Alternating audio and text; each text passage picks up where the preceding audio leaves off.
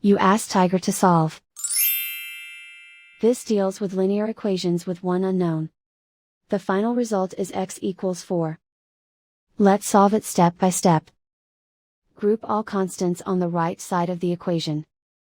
Add 12 to both sides. Simplify the arithmetic.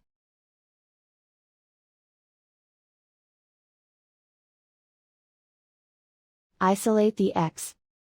Divide both sides by -13.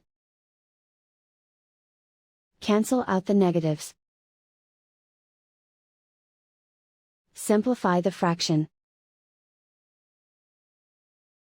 Cancel out the negatives. Find the greatest common factor of the numerator and denominator. Factor out and cancel the greatest common factor. And so the final result is x equals 4.